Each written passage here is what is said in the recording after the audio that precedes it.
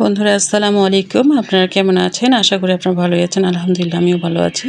দেখুন বন্ধুরা, একটা আজকে বড় সাইজের মাছ নিয়েছি। এটা সাধারণত ব্রিকেট মাছ বলে। আর কে কী বলেন অবশ্যই জানাবেন। আমি তো ব্রিকেট মাছ হিসেবেই চিনি। আর এটা অনেক বড় ছিল। দেখুন বন্ধুরা, প্রায় 500 গ্রামের মতো খালি মাছের ডিমে বের হয়েছে। সেটা আমি ধুয়ে কেটে পরিষ্কার করে নিয়েছি।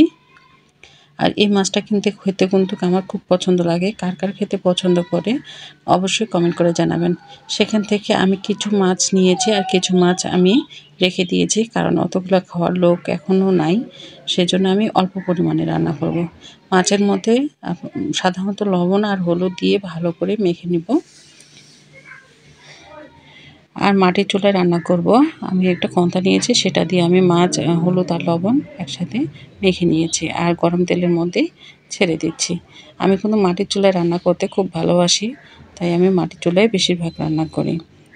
সাধারণত যখন শরীর খারাপ লাগে তখন আমি গ্যাসে রান্না করি, কারণ সবসময় মাটির চুলায় যাওয়ার ইচ্ছা করে না। তাই মাঝে মাঝে আপনাদের সাথে শেয়ার করি গ্যাসের চুলায় রান্না করার জন্য। আর আমি সাধারণত শিলপাটায় মশলাটা বেটে নিচ্ছি। দেখুন বন্ধুরা, শুকনা মরিচ আর জিরাটা আমি শিলপাটায় বেটে নিচ্ছি। আর মাছ কাটতে যায় আমার এখন তো হাতে কাটা গিয়েছে, সেটা আমি ব্যান্ডেজ লাগিয়ে নিয়েছি একটা। আর মরিচ বাটলে হাত যন্ত্রণা করে, তারপরও আমি ব্যান্ডেজ লাগিয়ে নিয়েছি। এখন কোনো আর সমস্যা হবে না। তাই আমি শিলপাটায় মরিচটা আর জিরাটা ভালো করে বেটে নিচ্ছি। আর বাটা মশলার তরকারি খেতে কিন্তু অনেক ভালো লাগে, তাই আমি বেটে নিলাম। আর এখন আমি পেঁয়াজগুলো বেটে নেব। আমি কিন্তু পেঁয়াজ কুচি এমনিও দিতে পছন্দ করি, তাই আমি আজকে বেটে নিব। আর বেটে নিতে মিহি করে বেটে নেবেন। আপনারা যার যেভাবে পছন্দ সেভাবে রান্না করুন। কিন্তু আমি যেভাবে রান্না করি আপনাদের সাথে সেটাই শেয়ার করছি। আমরা তো সবাই কম বেশি রান্না করতে পারি, তাই যারা রান্না করতে পারেন না তারা যদি একটু এই রান্নাগুলো ফলো করেন, খুব সহজে আপনারা রান্না করতে পারবেন। আর পেঁয়াজটা আমি এখন ভালো করে বেটে নিব।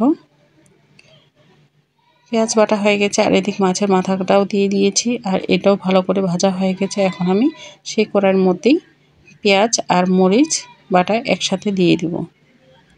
চুলার তাপটা অনেক বেশি ছিল, তাই আমি সেই তেলের মধ্যে পেঁয়াজটা বেটে নিয়েছিলাম সেটা আমি দিয়ে দিয়েছি। আর মরিচ আর জিরা বাটাটাও দিয়ে দিলাম।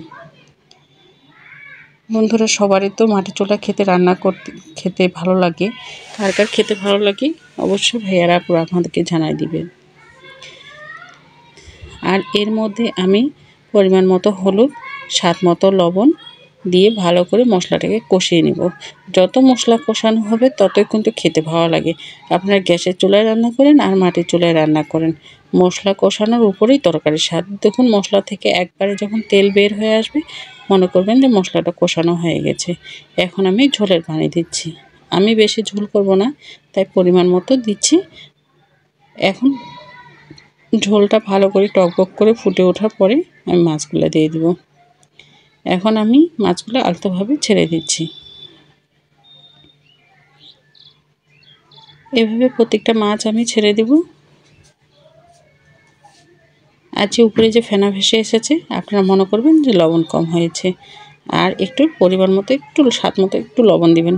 দেখুন লবণটা দেওয়ার পরে কিন্তু ফেনাটা চলে গেছে। আর আমি এখন পরিবেশন করে নিয়েছি। দেখুন তো বন্ধুরা, মাছের কালারটা কত সুন্দর হয়েছে। আপনারা এভাবে বাসায় ট্রাই করবেন, কেমন হয়েছে আমাদেরকেও জানাবেন। আসসালামু আলাইকুম, ভালো থাকবেন সবাই।